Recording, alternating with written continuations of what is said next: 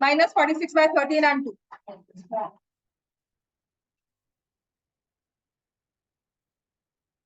So write down next question.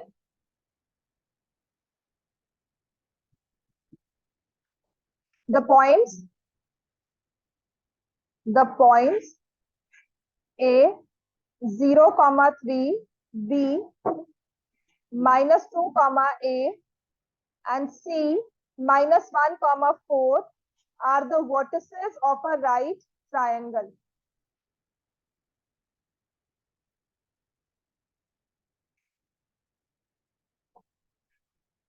Triangle right angled at A. Right angled at A. Find the value of small a. Lower case में a लिखा हुआ है ना, जो यहाँ पर है उसकी वैल्यू निकाल. So the given points are vertices of a right angle triangle, right angled at A. Find the value of A.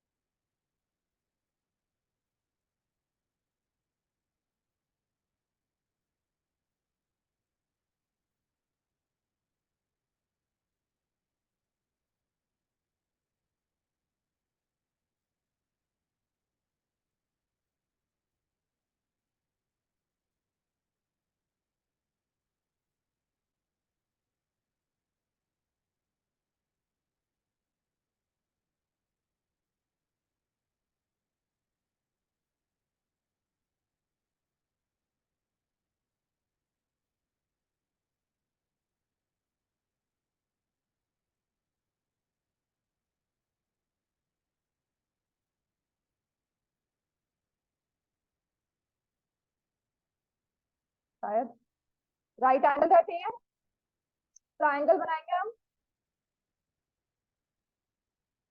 Right angle A पे लिखा, पॉइंट है 0, 3, बी है -2a, so I write it here. सी को मैंने यहाँ लिखा -1, 4.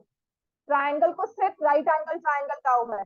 Triangle BAC लिख दूं, बिकॉज जो हमारा वर्टेक्स होता है 90 डिग्री वाला, उसको हम सेंटर में लिखते हैं. BAC is a right angle triangle. अच्छा, राइट एंगल की कौन सी थ्योरम हम यूज करते हैं? By Pythagoras.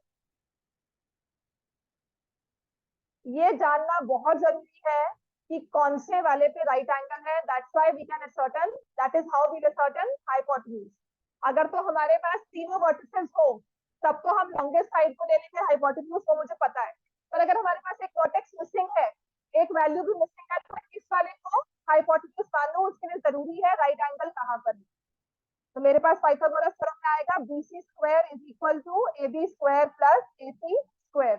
BC by Heron's by distance formula ये आ जाएगा -2 + 1, 1 का स्क्वायर, A -4 का होल स्क्वायर. ये अंडर रूट होता है, इसको स्क्वायर में ले लेंगे. क्लियर हो गया? AB के लिए विल राइट 2 - 0, 2 का स्क्वायर प्लस A -3 का होल स्क्वायर अंडर रूट, और फिर इसका स्क्वायर है. यही एक चीज है जो इंपॉर्टेंट है. स्क्वायर रूट में फर्दर स्क्वायर ले रहे हो क्योंकि आपको पाइथागोरस थ्योरम दी हुई है. ठीक है, लाइन सेगमेंट निकालकर उसका स्क्वायर ले रहे हैं. AC स्क्वायर कितना आ जाएगा? 0, 1 का स्क्वायर, 3 - 4, अगेन 1 का स्क्वायर, और इसका आ जाएगा square. So we'll get 1 plus A -4 का होल स्क्वायर, 2 स्क्वायर A -3 का होल स्क्वायर, और ये आ जाएगा +2. सॉल्व हो गया ये सबसे. इसलिए सॉल्व हो गया है. A -4 whole square, A square plus 16 - 8A 4, ये आ जाएगा A square plus 9 - 6A + 2. Cancel A square तो ये आ जाएगा -2a, 4 + 9 13 + 2 15, 15 में से क्या माइनस करना है 17, तो क्या आ गया -2, तो a की वैल्यू क्या आ गई 1। क्लियर हो गया, a की वैल्यू इज 1। अब ये आपको शो करना है, इसमें दो मेजर क्वेश्चन रह गए करने वाले। आपको ना मैंने कल एक चीज करवाई थी, अभी तो एक क्वेश्चन करो, शो या find the type of quadrilateral, find the type of quadrilateral formed by points 0 1, 0 -1, -2 3, 6 7 and 8 3. Of course the points are taken in order. Also find the area of the body.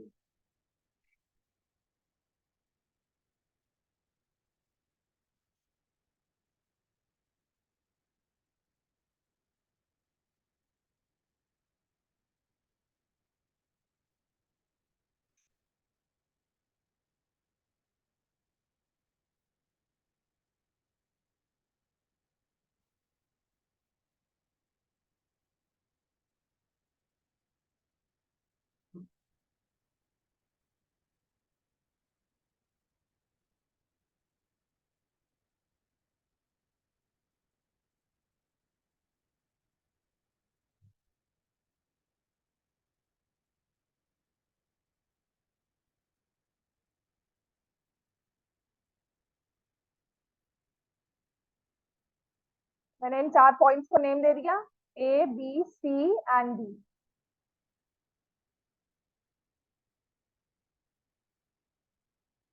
Ishwari A B की length बताओ क्या आएगी,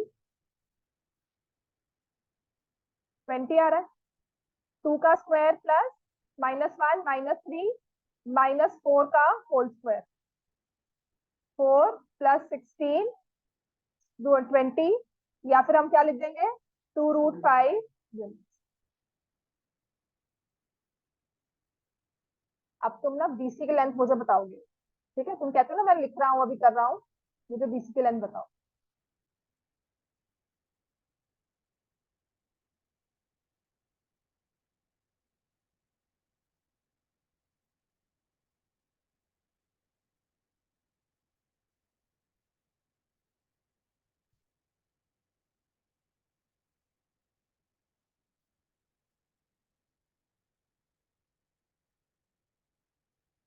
इसको draw किया था आपने कि वैसे बताया रेक्टेंगल है, कैलकुलेशन कैसे की, नहीं कैलकुलेशंस कर चुके हो सारी की जस्ट एक गैस मारा कि रेक्टेंगल होगा या, ही है ना।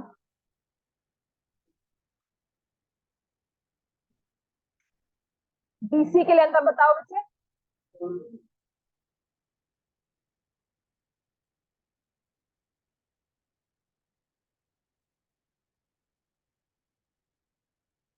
हाँ जी, बीसी निकालते का सब्जेक्ट डांटने वाली बात नहीं है, ध्यान हमें सीखने में जाना, छुट्टी तो मैं आज भी कर दूं, तुम्हारा तुम नहीं आओगे छुट्टी है ना।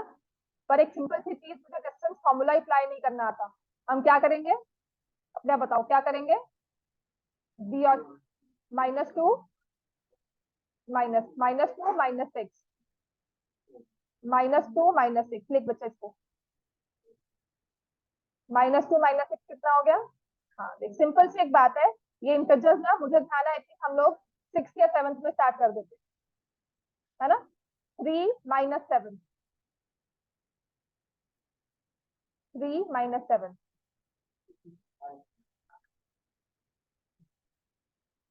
64 + 16,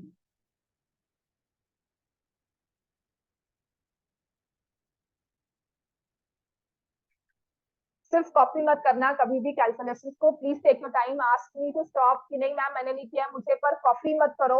आपकी सबसे बड़ी प्रॉब्लम मैथ्स ना आने की है, आप क्लास में आते हो, सीरियसली कह रही हूँ, अगर 1 घंटा अगर आप खुद जाकर कैलकुलेशन कर लो ना यहाँ बैठकर, आपकी मैथ्स ठीक हो जाएगी, घर पे वो पढ़ाई करने की जरूरत नहीं पड़ेगी कि गलतियां हो रही है ये सब हो रहा है, वो सबसे बच जाओगे। प्रॉब्लम हम क्या कर रहे हैं, यहाँ पर बैठकर सिर्फ कॉपी कर रहे हो, लिखा है बस, ये 2 लिखा 2 स्क्वायर, 4 लिखा 4 स्क्वायर, दैट्स इट।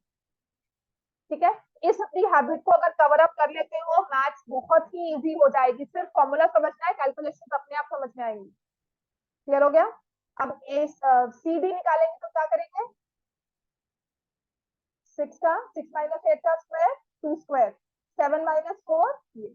वैसे तो अगर मुझे चेक ही करना होता है तो कैलकुलेशन सारी मैं ना भी करूं, I just write 20 again 2 root 5, then AD 0 minus 8, 8 का स्क्वायर माइनस 1 माइनस 3 4 का स्क्वायर, तो अगेन ये मेरे पास आ गया 4 रूट 5 यूनिट। अच्छा, अब इसके बेसिस पर तो मैं क्या कहूंगी, पैरेललोग्राम की, लेकिन सिर्फ साइड्स के बेसिस पर मैंने क्या किया है, एक ऐसी एक चीज बनाई और कहा इसमें ए बी और सी डी आपस में इक्वल है। चलो, A B opposite side equal है, A B C D, A D और बी सी, तो ये पैरेललोग्राम तो है ही है, वो तो हमारा बेसिक सा कोऑर्डिनेटर हो गया, स्पेशल टाइप का जो हमारे पास है। पर इसके बाद क्या, ठीक है, तो हमें हमेशा साथ में क्या चेक करने हैं, diagonals, A C and B D. A C की लेंथ कितनी आती है, 10 आ रही है, और बी डी की कितनी आ रही है, 10 यूनिट्स। एवरीवन, किसी की कैलकुलेशन में कोई प्रॉब्लम है, किसी को कुछ ना समझ में आए हो तो हम लिखेंगे डायगोनल्स आर आल्सो इक्वल। अच्छा, रेक्टेंगल के डायगोनल्स इक्वल क्यों होते हैं, सारे एंगल 90 है, ठीक है ना, क्योंकि अगर आप रेक्टेंगल को फ्लिप करते हो, जैसे कि मैं आपको सबसे प्रैक्टिकल एग्जांपल समझाती हूँ, हमारे पास एक नोटबुक होती है या बुक है कोई भी जिसका फ्रंट और बैक कवर सेम हो, ठीक है ना, जैसे बाइंडिंग की जाती है बुक को, इस बुक को अगर बाइंडिंग कर दे, मैंने 9th यहाँ से लिखा है क्योंकि मैं क्या करती थी, इसको ऐसे ओपन किया, then I used to write, अच्छा उल्टी है तो इसको ऐसे, समझ में आई बात? when it's a rectangle you cannot differentiate whether this is the right side or this is the right side। Clear हो गया? फ्लिप ओवर करने पे बुक ऐसे रखी हुई है, ऐसे ओपन करोगे कि सीधी है, या मैंने ऐसे रख दी, ऐसे ओपन करके बताओगे सीधी है, हाँ, तभी तो डायगोनल उसके भी इक्वल होते हैं, है ना, उसके भी डायगोनल इक्वल होते हैं। समझ में आ गई बात? इसीलिए रेक्टेंगल के डायगोनल्स इक्वल है, क्योंकि हम अगर एक बुक है या डायरी पढ़ी है और वो बिल्कुल सेम फ्रंट और बैक उसका बिल्कुल सेम है, तो उसकी स्ट्रेट साइड कौन सी है आप नहीं बता पाते on the face of it, ठीक है ना, तभी हम बुक्स में लेबल करके स्टिकर पे लगाते हैं, पता लगे ओपन यहीं से किया है। समझ में आ गई बात ये, राइट? तो रेक्टेंगल के फर्दर पैरेललोग्राम के डायगोनल्स इक्वल है, therefore it is a rectangle. अच्छा, उसका एरिया निकालना है, रेक्टेंगल का कितना होता है, लेंथ इनटू ब्रेड, तो लेंथ हो गई 2 रूट 5, ब्रेड हो गई 4 रूट 5, कितना आंसर आ जाएगा, 40 स्क्वायर यूनिट। चलो, वेरी गुड, इतनी चीज तो समझ में आ गई, मतलब अपने अपने आधे आधे नंबर नहीं कटवा कराओगे आप, है ना। ये सब मैं आपको बाकी ना व्हाट्सएप पे दे दूंगी। चल नेक्स्ट लिखो, show show that the points A 2 3, B -2 2, C -1 -2 and D 3 -1 are vertices of a square।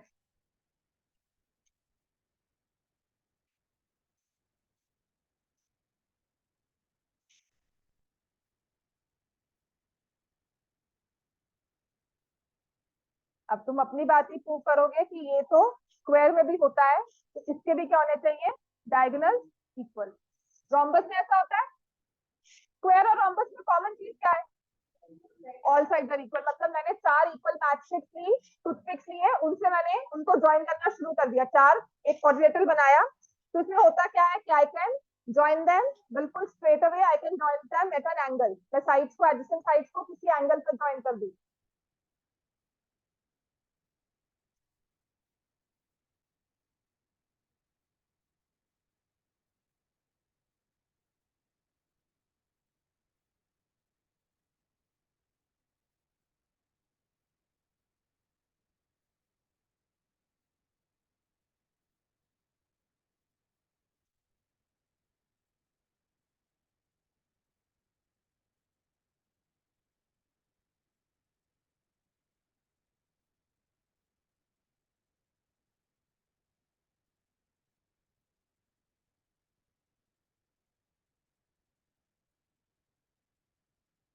किसी भी फिगर की सारी साइड अगर इक्वल आ गई तो वो, मतलब अगर एक रेक्टेंगल है या एक क्वाड्रिलेटरल है, उसकी चारों साइड इक्वल आ गई तो उसके पास दो ऑप्शन है, या तो वो रोम्बस बन सकता है या वो स्क्वायर। रोम्बस कब और स्क्वायर कब? तो हमें फर्दर बताने के लिए क्या क्या चेक करना है, उसके डायगोनल्स। वैसे तो यहाँ पाइथागोरस भी चेक हो जाती है, पर वही बात आती है, पाइथागोरस में भी you need the diagonal as well. मैंने एसी चेक किया, ठीक है, एसी की वैल्यू आ गई 3 स्क्वायर प्लस 5 स्क्वायर रूट 34, और बीडी की वैल्यू चेक की, वही सेम रूट 30। अब ऐसा कोऑर्डिनेटर जिसकी सारी साइड इक्वल हो, जिसके डायगोनल्स भी इक्वल हो, वो क्या बन जाता है? स्क्वायर। समझ में आ गया ना? स्क्वायर में भी आपने ये कहा था कि सीधा उल्टा जैसे भी रखोगे नहीं पता लगेगा, एक रेक्टेंगल का भी है तो स्क्वायर का भी अगर वो प्रॉपर्टी है तो उसमें भी डायगोनल्स अपने इक्वल ही रखते हैं। समझ में आ गई बात है? तो स्क्वायर में डायगोनल्स का एक और क्या होता है, स्क्वायर के डायगोनल्स एक तो इक्वल होते हैं, वो तो सबको याद ही हो गया अब तक, और क्या होते हैं? बाइसेक्ट, क्योंकि वो पैरेललोग्राम की कैटेगरी में से निकला है ना। और थर्ड क्या होगा? दे आर परपेंडिकुलर, क्योंकि वो रोम्बस से भी ऊपर है, तो रोम्बस की प्रॉपर्टी लेकर रोम्बस से फर्दर इवॉल्व हुआ है, तो उसने रोम्बस की प्रॉपर्टी को रखा, प्लस वो एक आइडियल फिगर है, सबसे अच्छा वाला बच्चा है, उसके पास सारी क्वालिटीज है। क्लियर हो गया? So the diagonals are equal, they bisect each other and the diagonals are perpendicular to each other. Rhombus में diagonals bisect and are perpendicular. Equal तभी होंगे जब उसका सीधा उल्टा हम नहीं चेक कर पाएंगे। इसका सबसे एक अच्छा एग्जांपल आई गिव, हमेशा मैं क्या करती हूँ कि अगर हमारे पास, मैंने यहाँ पर ब्लॉक्स की एक पिक्चर, ब्लॉक्स की एक टॉय आता है ना बच्चों का, कि ब्लॉक्स में आपको फिट करना होता है, स्पेसेस बनी है उसमें ब्लॉक्स फिट करने होते हैं, राइट? तो स्क्वायर वाला जब आप ब्लॉक फिट करते हो तो उसको किसी भी एंगल से, मतलब अगर आपने ABCD रखा है और आपने ब्लॉक को नेम PQRS रखा है, तो आप AB अलोंग PQ भी कर सकते हो, अलोंग RS, QR भी यहाँ पे फिट करके, और यहाँ पर P और यहाँ S लिख सकते हैं ओवरलैप करने के लिए। एक मैंने स्क्वायर लिया ABCD और एक लिया PQRS, तो मैं ABCD पर PQRS प्लेस करूं या ABCD पर QRSP प्लेस करूं? समझ में आ गई बात? है वो प्लेस हो जाएगा, बट अगर वो रोम्बस है तो अलाइनमेंट मैटर करती है। ये PQRS और दूसरा वाला हमारा रोम्बस है, अगर मैंने इस तरह से लिया है ABCD, तो मुझे इस B को P के साथ मैच करना होगा, तभी वो ओवरलैप करेंगे, एक के ऊपर एक आएगा। समझ में आ गई बात? है ठीक है। दिस इज हाउ वी से कि हमने जब इस चीज को प्लेस किया तो उसकी प्लेसमेंट एग्जैक्टली कहीं भी किसी भी एंगल से आ सकती है, दैट इज अ स्क्वायर, लेकिन अगर वो एक स्पेशल तरह से ही आएगी, एक स्पेशल चीज पर ही आएगी, that is a rhombus. Clear हो गया इतना? नेक्स्ट लिखो। अब इसका सबसे इंपॉर्टेंट क्वेश्चन है, या फिर इसका आप डिस्टेंस फॉर्मूला का इंपॉर्टेंट वाला क्वेश्चन, या जो आपके एग्जाम्पलर क्या, जो आपके एक्सरसाइज की ऑप्शनल का फर्स्ट क्वेश्चन है वाला। अब ये भी क्वेश्चन ना दो तरह से आता है। साइन आपके बुक में जो दिया हुआ है ना, एग्जाम निकालो 7.4 ऑप्शनल, इसका क्वेश्चन नंबर है 3। एक्सरसाइज 7.4 ऑप्शनल है, ये है बुक में आपके कि डिलीट हो चुकी है? 7.2 के बाद एक्सरसाइज नहीं है? वेरी गुड, चलो लिखो फिर।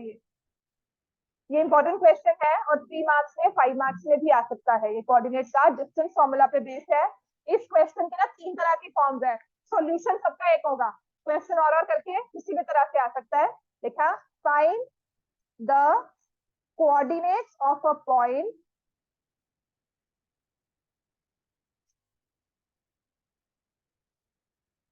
equidistant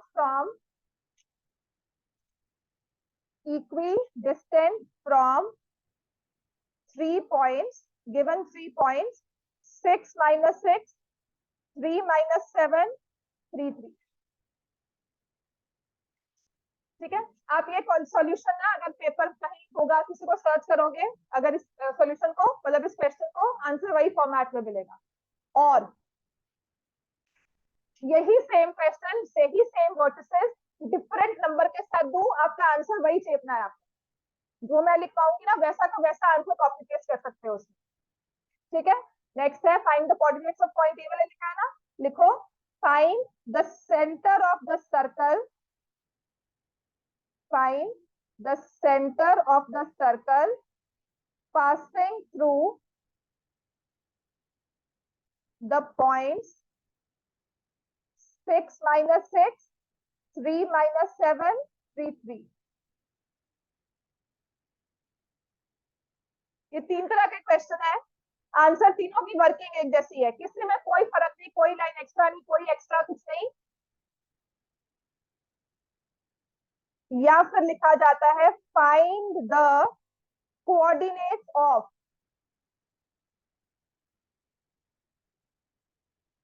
circumcenter of a triangle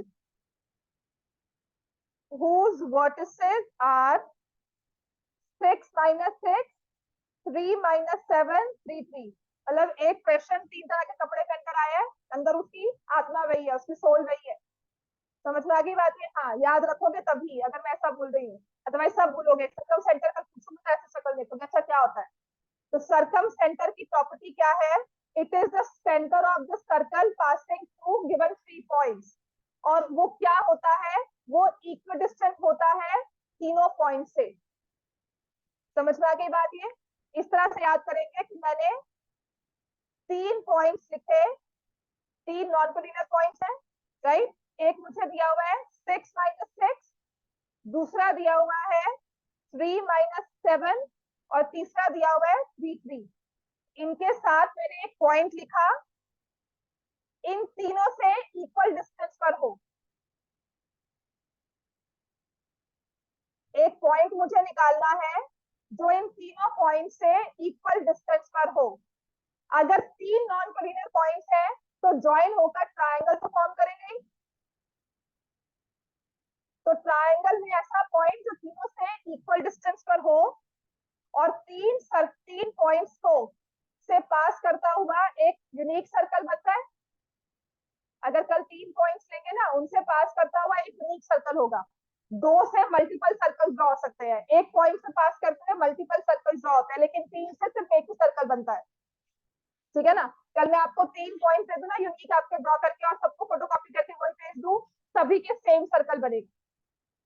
सभी अगर सर्कल ड्रॉ करेंगे, सबका सर्कल उनमें सेम होगा, सेम रेडियस आएगा, सेम सर्कमफ्रेंस होगी, एवरीथिंग सेम, राइट। तो इसी से पास करते हुए एक सर्कल बनता है। इस सर्कल पे वो कहता है 3 पॉइंट्स आपने लिए, ठीक है। 6 minus 6, 3 minus 7, 3 3। क्लियर होगी बात ये सबको? और इस सर्कल का सेंटर निकालना है, ठीक है, क्योंकि ये तीनों पॉइंट आपस में मिलकर एक ट्रायंगल फॉर्म करते हैं। तीनों पॉइंट चाहे सर्कल पे हो, चाहे हमने नॉन कोलिनियर पॉइंट्स लिए हो, ये आपस में एक ट्रायंगल फॉर्म करते हैं, है कि नहीं? बिल्कुल ठीक है कि नहीं? यहाँ पे ट्रायंगल बना, अगर मैंने सर्कल सेंटर, समझ में आ गई बात? ये तीनों पॉइंट्स एक ट्रायंगल फॉर्म करते हैं। सर्कल इस ट्रायंगल के बाहर है या अंदर है? सर्कल इस ट्रायंगल के, सर्कल इज आउटसाइड और इनसाइड? ट्रायंगल के बाहर कहोगे या अंदर कहोगे? आउटसाइड कहेंगे ना। Circle is outside the triangle, तो ये सर्कल क्या बन जाता है? Circum circle. वो उसको सर्कमस्क्राइब कर रहा है। समझ में आ गया? वो बाहर बैठा हुआ है, दैट्स व्हाई वी से सर्कम सर्कल। क्लियर हो गया? और इसी का सेंटर बन जाता है circum centre. Centre of the circum circle है सर्कम सेंटर। इस चीज को लिख लो, ये क्वेश्चन कहीं ना कहीं किसी फॉर्म में पेपर्स में बहुत बार आता है, ये टर्मिनोलॉजी आएगी, सर्कम सर्कल, सर्कम सेंटर। फिर बता, कल इशारे कर लो सारे।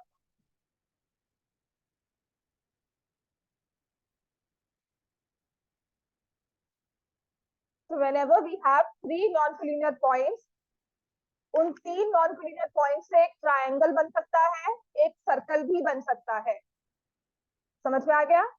उन तीनों नॉन कोलिनियर पॉइंट से एक ट्रायंगल बनता है, एक सर्कल बनता है। उन दोनों को इकट्ठा अगर करेंगे तो circle will lie outside the triangle, and that's why we say that circle as circumcircle, और जो उस सर्कल का सेंटर होता है उसे हम बोलते हैं सर्कम सेंटर। तो सर्कल के लिए तो हुआ सर्कम सेंटर, ट्रायंगल के लिए वो कैसे आया पॉइंट? ट्रायंगल के लिए circum centre,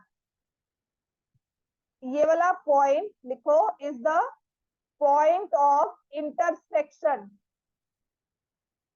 of three perpendicular bisectors of sides. कल मैंने आपको ट्रायंगल कहा, उस ट्रायंगल में आपने पॉइंट निकालना है जो तीनों वर्टिसेस से इक्वल डिस्टेंस पर हो। तो आप कैसे कहोगे? तो क्या निकालेंगे उसमें हम? then that case I'll find the point of intersection of the perpendicular bisectors। कल किया था ना perpendicular bisector, उस पे हर एक पॉइंट जो होता है it is equidistant from the vertices. जैसे मैंने यहाँ से BC का परपेंडिकुलर बाइसेक्टर ड्रॉ किया, मान लो ये बनता है, ऐसे ही AB का परपेंडिकुलर बाइसेक्टर ड्रॉ किया, मान लिया ये बनता है। तो ये जो परपेंडिकुलर बाइसेक्टर पर पॉइंट है ये तीनों वर्टिसेस से इक्वल डिस्टेंस पर है। समझ में आ गई बात? ये ट्रायंगल के लिए it is point of intersection of perpendicular bisectors, circle के लिए it is the centre of the circle. अब ठीक होगी बात? ये समझ में आ गया? तो हमें निकालना है कि ये जब तीन तरह का क्वेश्चन इस तरह से दिया हो, राइट, आपने क्या करना है, let the required point be P X Y. ठीक है, यहाँ पे इक्विडिस्टेंस वाला पॉइंट निकाला तो मैंने कहा वो पी एक्स वाई है। कौन सा पॉइंट है? पी एक्स वाई मान लेते हैं।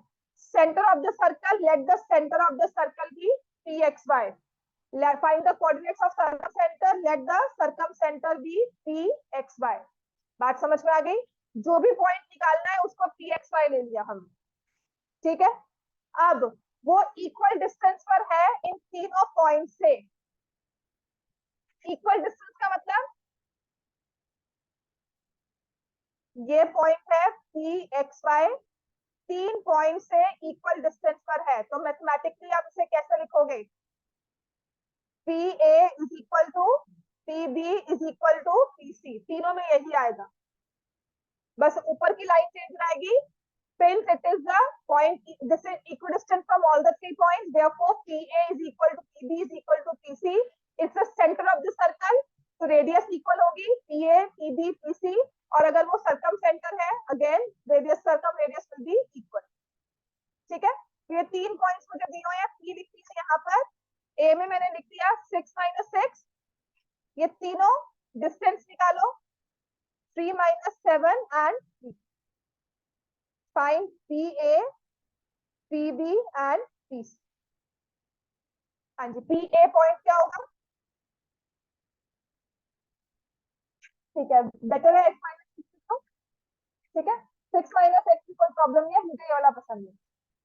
ठीक है, x - 6 y प्लस 6 का होल, और ये क्या आ जाएगा इसका अंडर रूट। PB x - 3 का whole square plus y plus 7 का होल स्क्वायर अंडर रूट, और नेक्स्ट क्या आ जाएगा? x - 3 का होल स्क्वायर y - 3 का होल स्क्वायर अंडर रूट। आपने तीनों डिस्टेंस निकाल लिए, है ना? ये हमने क्या किया, अपनी उस चीज को कि जो कहता है इक्वल डिस्टेंस पर है उसको मैथमेटिक्स में हमने चेंज करके इक्वेशंस फॉर्म कर ली जो फॉर्मूलाज हमें पता थे। अब इतना तो काम करना नहीं होता, उसके बाद क्या करना होता है, खोलेंगे स्क्वायरिंग। तो ये तीन इक्वेशन है, तीन इक्वल टू, दो इक्वल टू देते हैं हमारे, तो इक्वेशन में एक इक्वल टू होता है। तो हम क्या करेंगे, इसको बैचेस में लेंगे कि मान लो पी ए और पी बी इक्वल है। ठीक है, किसी दो तरह से लेना है, या मैं पी और पीबी का ग्रुप बना लूं, या PB is equal to PC, या PC is equal to P, ये ग्रुप बना लूं। समझ में आ गई बात? ये बनाओ। अब इसके बिना देखो ध्यान वाली बात क्या है, बेनिफिट किसका होगा? If I take x minus 6 का होल स्क्वायर y प्लस 6 का whole square under root equal to x minus 3 का होल स्क्वायर y प्लस 7 का whole square under root.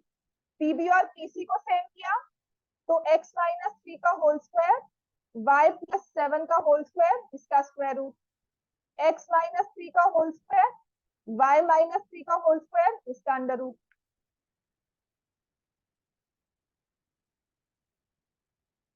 PC और पीए को चेंज कर, तो सबसे पहले मैं सॉल्व किसको करना चाहूंगी। दिस इन्वॉल्व थोड़ा सा हम ना क्वेश्चन को अब नंबर्स के अकॉर्डिंगली देखें। अल्टीमेटली क्या करने वाले हैं इसको सॉल्व करने के लिए, स्क्वायरिंग बोथ साइड्स कैंसिल, तो बात की बात है। पहले हम क्या करेंगे, squaring both sides. Squaring both sides में ये x minus 6 y plus 6 x minus 3 y plus 7 सारे स्क्वायर्स ओपन करो। Now if I come here, ये क्या है, x minus 3 whole square y plus 7 whole square, x minus 3 whole square फिर से वही same to same term y minus 3 whole square. मतलब it makes a difference if I solve it first. इससे होगा क्या, देख x माइनस 3 होल स्क्वायर मैंने squaring both side कर लिया, x minus 3 whole square y minus 3 whole square, मेरी calculation आसान हो जाएगी। ये नहीं मेरा आंसर कुछ डिफरेंट आएगा, सिर्फ हमारा काम करने का थोड़ा सा तरीका इजी हो जाएगा, ये पूरा का पूरा सेम टू सेम कट गया। समझ में आ गई बात। इसको ओपन करो, Y square plus 49 plus 14y is equal to Y square plus 9y minus 9 minus 6y।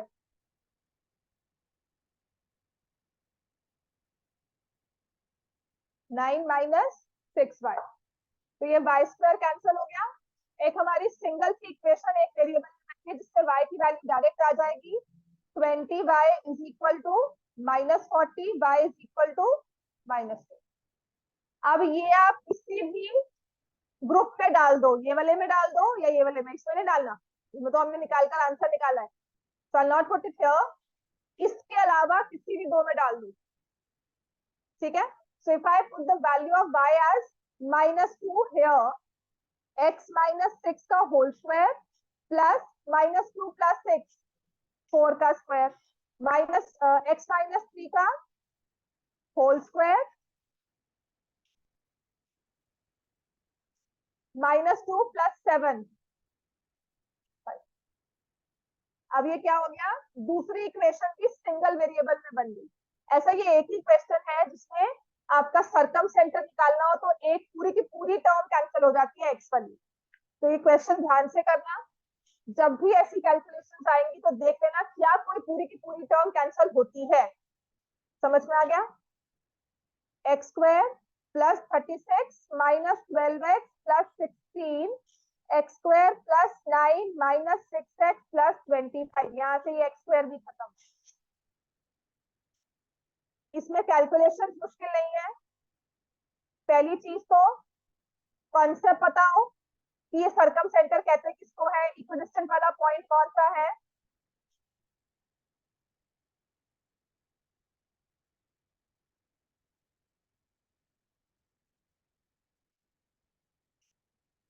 तो एक ही सेंटर आया, दो सेंटर तो नहीं आ गया ना कि दो सर्कल बन सकते हैं, इकलौता एक सेंटर बना। Therefore required point 3 minus 2, required centre 3 minus 2। समझ में आ गया। नेक्स्ट लिखो,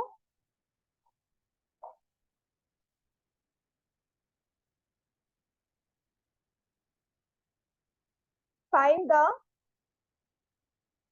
coordinates of circumcenter of a triangle. Find the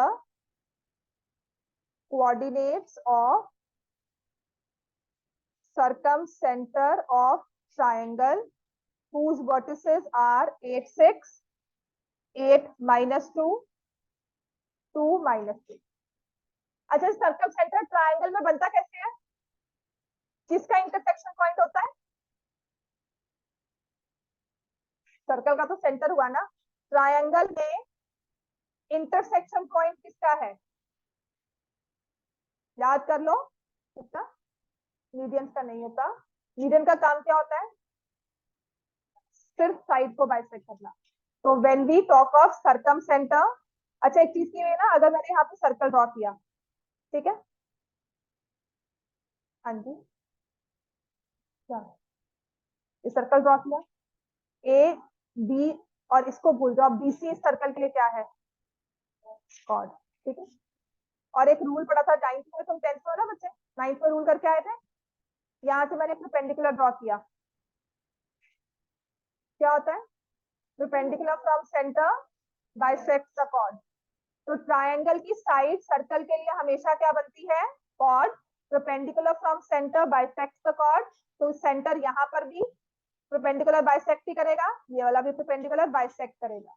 तो ये इंटरसेक्शन पॉइंट कहाँ से बनता है? परपेंडिकुलर, सर्कम सेंटर कहाँ से आता है? परपेंडिकुलर बाइसेक्टर से। समझ में आ गया? सर्कल बाहर है तो ट्रायंगल की साइड बन जाएगी chord. Perpendicular from centre bisect the chord, perpendicular भी है बाइसेक्टर भी है। तो हमेशा जो सर्कम सेंटर आता है that is the intersection point of perpendicular bisectors. समझ में आ गई बात? ये चलो उसकी कैलकुलेशंस करो। Let the required circumcentre be C X Y, हाँ यहाँ पर दिया हुआ है मुझे 8 6 8 -2 2 -2, ठीक है क्या? अच्छा 8 6 क्या है, तुम क्या कह रहे थे? 8, हाँ ये भी 8 है, ये बी है 8 -2। अच्छा ये 8 बी लग रहा है, चलो मैं अपनी राइटिंग थोड़ी और अच्छी कर लेती हूँ, ठीक है। मेरी राइटिंग से अच्छा ना आप लोग भी अपनी राइटिंग अच्छी कर लो जब मैं समझती हूँ।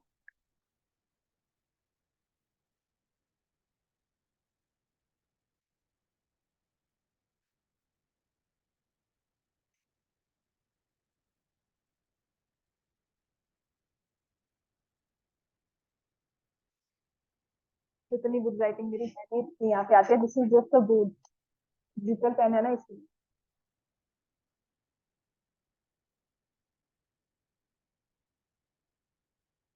Left hand side equal to right hand side होता है, आप वेरीफाई कर लो उसका, जहां से निकाला उसी में डाल दो, ठीक है। तो उससे कुछ दूसरी नहीं आएगी, वो उतना ही काम कर सकता है, उससे मल्टीपल काम और नहीं ले सकते, है ना। तुम यहाँ बैठकर मैथ्स का क्वेश्चन भी सॉल्व कर सकते हो साइमल्टेनियसली, साइंस में भी तो तुम्हारी हवा उड़ जाएगी एक बार, है ना। तो वही काम है, एक इक्वेशन ने एक ही काम किया, उसने y की वैल्यू आपको दे दी, उसके बाद तुम कहो कि नहीं तुम x की वैल्यू भी निकालते दो, ठीक है ना। अगर तो वो केपेबल है उसके लिए तो निकाल देगी, और वो नहीं है उसको लेकर हमें दूसरे के पास जाना है और वो दूसरा हमें बताएगा।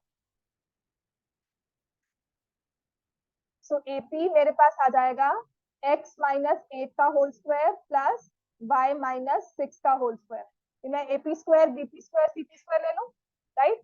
Because what happens is books में ना ये भी लिखा होगा कहीं ना कहीं सॉल्यूशंस में, जब आप चेक करते हो तो डायरेक्टली स्क्वायर करके लिख देते हैं, and that is why they right, क्योंकि पता है स्क्वायर रूट में डिस्टेंस आएगा, हमें स्क्वायर में यूज करना है।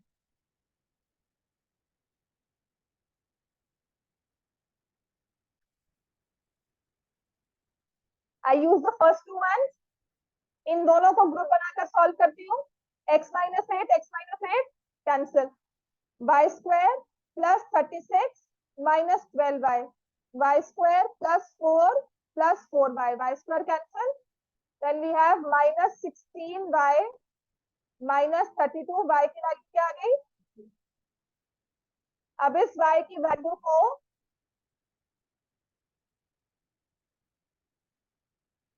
आप इन्हीं इक्वेशन में नहीं डाल सकते कि मैं इसी में दोबारा से डाल दूं। I take this value to another equation, right. वैसे तो इसमें अगर इन दोनों को भी देखोगे तो क्या होगा, y+2 अपने आप ही कैंसिल हो गया, x-8 का whole square is equal to x-2 का होल स्क्वायर। ये क्वेश्चन उससे भी इजी हो जाता है कैलकुलेशन वाइज। तो ये आ जाएगा x² +64 -16x is equal to x² +4 -4x। So this will be -12x equal to -60, x की वैल्यू क्या आ गई 5, तो सर्कम सेंटर क्या आ गया 5,2। ठीक है, डिस्टेंस फॉर्मूला के ब्रॉडली ये क्वेश्चन थे अपने पास। एक क्वेश्चन मैं घर के लिए दूंगी आपको, लिखो।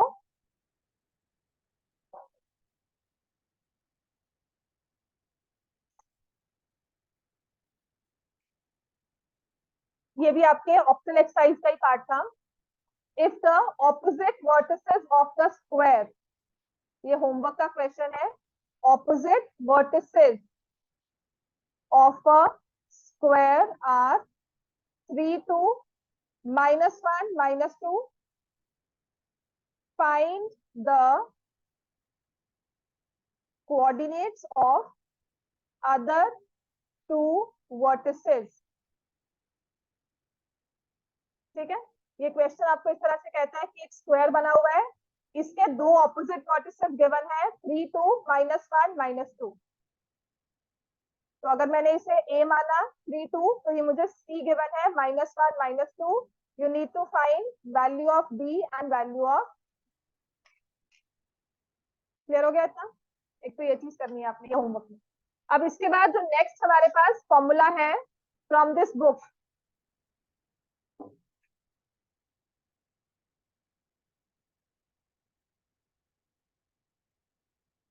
हो गया ये क्वेश्चन लिखे सब, ये होमवर्क में करके आना है। अब इसके बाद नेक्स्ट जो हमारे पास इस चैप्टर में फॉर्मूला है उसे कहते हैं सेक्शन फॉर्मूला।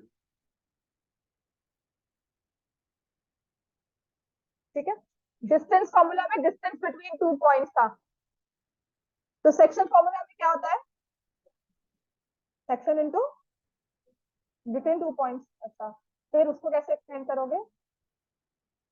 बोल, अच्छी बात है, सेक्शन बिटवीन 2 पॉइंट्स। हाँ बिल्कुल सही है, गलत नहीं है कुछ इसका। बोलो इसके बाद। हाँ, क्या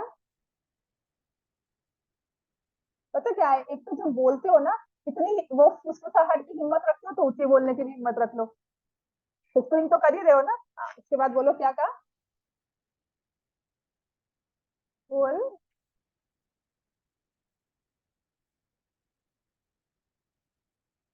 तो सेक्शन फॉर्मूला। हाँ, डिस्टेंस, डिस्टेंस इनके बीच में, तो डिस्टेंस से निकाल लोगे, डिस्टेंस फॉर्मूला से निकाल लोगे, है ना।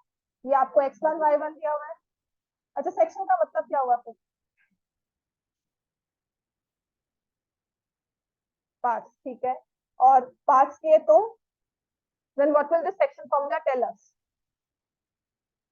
ठीक है, होता क्या है, आप कई ट्रांसपोर्टेशन आप यूज करते हैं, यूज ऑफ पब्लिक ट्रांसपोर्ट। आप स्कूल से, घर से स्कूल जा रहे हैं, ठीक है ना, स्कूल बस आपको एक प्रॉपर पॉइंट पर आकर पिक करती है, आपके घर से पिक नहीं करती। वो पॉइंट डिसाइड कैसे होता है, राइट? एक लोकेलिटी मार्क हो जाती है कि इस लोकेलिटी में इतने बच्चे हैं जो स्कूल आ रहे हैं, जिन्हें हमें पिक करना है, राइट? और स्कूल हमारा मान लो इस पॉइंट पर है, तो नियरेस्ट बस स्टॉप इस लोकेलिटी के कैसे रखें कि स्कूल के लिए भी वो एफिशिएंट रहे, और इस लोकेलिटी के लिए भी सभी पॉइंट्स के लिए वो एफिशिएंट रहे। तो इस चीज में हम जो नियरेस्ट बस स्टॉप लेते हैं वो कहीं ना कहीं उस सेक्शन फॉर्मूला से डिटरमिन किया जाता है। समझ में आ गया? एक अगर टाउनशिप बनती है तो हॉस्पिटल कहाँ प्लेस करना है, so that it's accessible to each and every person in the locality, each and every household in the locality, सबके लिए वो अप्रोचेबल हो। समझ में आ गया? सबके लिए वो रोड से कनेक्टेड हो। तो इस चीज को हम यूज करते हैं, या इस चीज को डिटरमिन किया जाता है सेक्शन फॉर्मूला के साथ, जो आपको सिर्फ इतना बताएगा। डिस्टेंस फॉर्मूला में डिस्टेंस के बारे में बात हो रही थी, लेंथ के बारे में बात हो रही थी, यहाँ पर सिर्फ ये कहेगा कि अगर मैंने AB और AB को दो पार्ट्स में डिवाइड करना है, AB को दो पार्ट्स में डिवाइड किया, ठीक है, मान लो एक पॉइंट P है जो दो पार्ट्स में डिवाइड कर रहा है, और मुझे वो डिवीजन की ना रेशियो पता है। I know the ratio in which the line segment is being divided, ठीक है ना। तो वो रेशियो को मानकर चलते हैं M:N, कि मुझे इस पर्टिकुलर लाइन सेगमेंट AB को 2:3 के रेशियो में डिवाइड करना है। तो बताओ वो डिवीजन वाला पॉइंट, जो ऐसा पॉइंट कौन सा होगा जो AP को 2 पार्ट्स में और BP को 3 पार्ट्स में डिवाइड करेगा? For example, if I take BP as 7 centimetre, clear हो गया, हमारी AB की लेंथ है 7 सेंटीमीटर, मैं कहती हूँ कोई पॉइंट P है, AP इक्वल टू 3 सेंटीमीटर रखना है और BP इक्वल टू 4 सेंटीमीटर। समझ में आ गया इतना? आपको ये तो पता है कि आपने उसे डिवाइड करना है, किस रेशियो में करना है वो भी पता है, पर वो पॉइंट आएगा कहाँ पे? हर बार आप उसे ड्रॉ करने या कंस्ट्रक्ट करने नहीं बैठते हो। समझ में आ गया? कंस्ट्रक्शन हर एक बार में पॉसिबल नहीं होती है, फिजिबल नहीं होती है। तो मैंने ये पी पॉइंट बताया, आपको पता है एपी की रेशियो इज 3 सेंटीमीटर, बीपी की रेशियो इज 4 सेंटीमीटर। ठीक है, तो मैंने कहा एपी अपॉन बीपी रेशियो जो बन गया 3:4, इसके बेसिस पर ये पॉइंट पी बताओ कौन सा होगा, कहां पर आएगा ग्राफ में, इसके कोऑर्डिनेट कहाँ है, that what section formula tells us the coordinates of point of division. समझ में आया? वो आपको सेक्शन बताता है, वो आपको कोऑर्डिनेट्स बताता है। लिखो, तो सेक्शन फॉर्मूला क्या है? It tells us about, tells us the coordinates of the point of division of a line segment. Tells us about the coordinates of point of division. ठीक है, ये फॉर्मूला बहुत बेस्ट है, इसकी डेरिवेशन आप triangles के बाद कर पाओगे, जब ट्रायंगल सिखाऊंगी ना उसके बाद आएगी, पहले नहीं आ सकती। ठीक है, उसकी डेरिवेशन आती नहीं है, कोई प्रूव करना नहीं आएगा, कोई थ्योरम नहीं है, जस्ट समझाने के लिए, राइट। और इसका फॉर्मूला क्या है? सिंपल सी बात हम करेंगे, हमारे पास लाइन सेगमेंट गिवन है ए बी, आपको ए के कोऑर्डिनेट्स गिवन होंगे x1 y1, बी के कोऑर्डिनेट्स गिवन होंगे x2 y2। ये पॉइंट पी है, डिवीजन की हुई m/n की रेशियो में, एपीएन एपीएम बीपीएन। समझ में आ गया? ये स्टैंडर्ड टर्मिनोलॉजी है, फॉर्मूला में यूज की जाती है। अब हमें मल्टीप्लाई करना होता है, कैसे? पॉइंट पी के कोऑर्डिनेट्स निकालने हैं ना। अच्छा, किसी भी पॉइंट के कितने कोऑर्डिनेट्स होते हैं? टू करें ना, 2D ज्योमेट्री में 2 पॉइंट्स होंगे, एक होगा ये वाला कौन सा होगा x, और ये वाला कौन सा होगा y। ये x कोऑर्डिनेट x से ही निकलेगा, y कोऑर्डिनेट y से y की कैलकुलेशन निकलेगा। तो मैंने ना इसको पिक्चर की फॉर्म में याद किया हुआ है, इफ यू वांट आपके स्कूल में जैसे भी कहा जाए फॉर्मूला में याद कर सकते हो।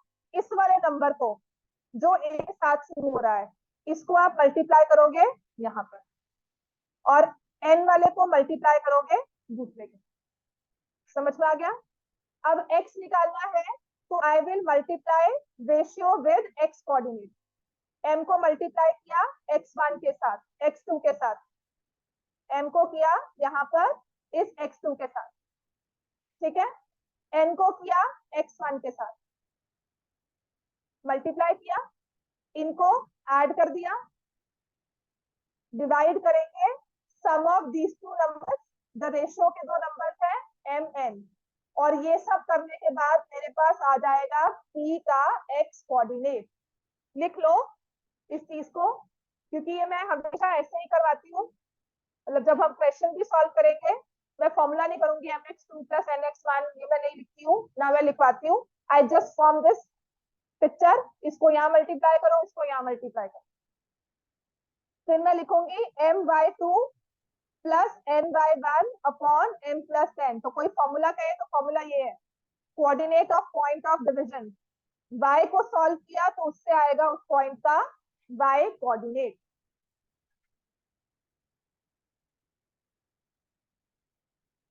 ठीक है, तो सबसे पहला क्वेश्चन लिखो,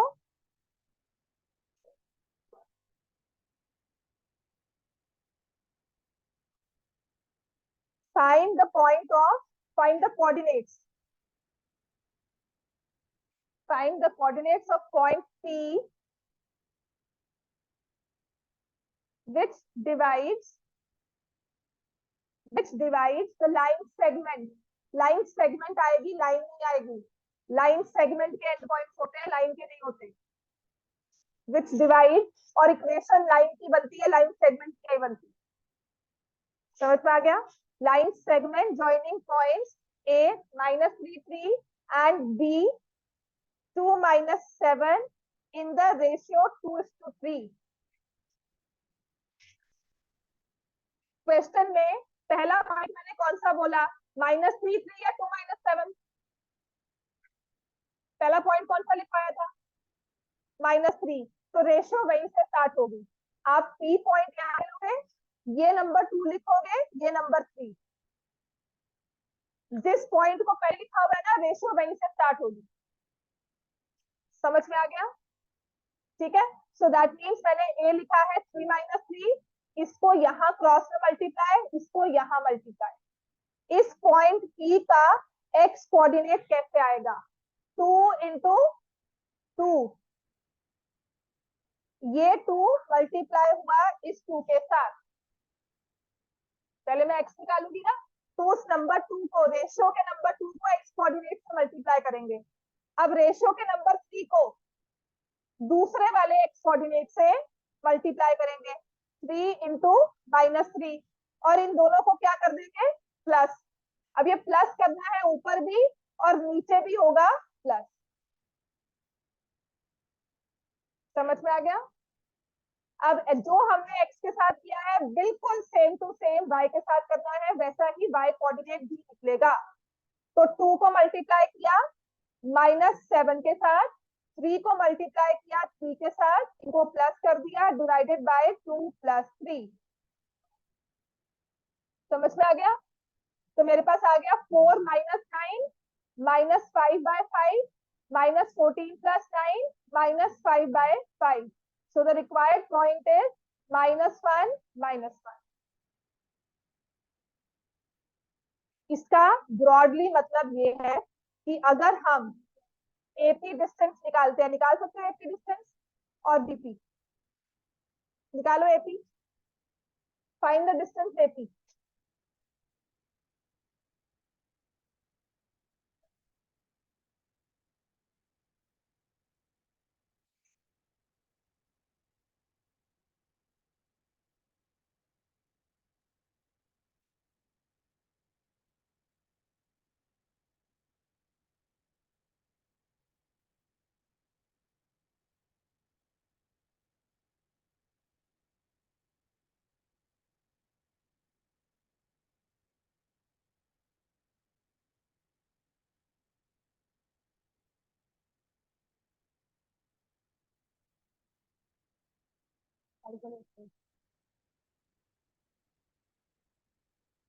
आपने एक्चुअल नंबर निकालकर, इनके डिस्टेंस निकालकर भी रेशियो निकालोगे तो क्या आएगी, 2√3√5 बच्चे, √45 आती है। ठीक है, 2√5 एंड 3√5। इसका मतलब उन्होंने पॉइंट पी निकाला, वो ए बी को एग्जैक्टली 2:3 के रेशियो में डिवाइड कर रहा है। प्रूव भी हो गया। ठीक है ना, डिस्टेंस फॉर्मूला से भी निकलता है, डिस्टेंस फॉर्मूला से क्वेश्चन लंबा हो जाता है, सेक्शन फॉर्मूला से इजी आ जाएगा। सेक्शन फॉर्मूला में you find the coordinates of point. तो सेक्शन फॉर्मूला बेसिकली सिर्फ कोऑर्डिनेट निकालने को कहता है कहीं ना कहीं से, और डिस्टेंस फॉर्मूला में आपको डिस्टेंस दिया होगा और उसके बाद आप कोई ना कोई कोऑर्डिनेट या फिर डिस्टेंस निकालते हो। समझ में आ गया? चलो जाओ। अच्छा, कल आपकी क्लास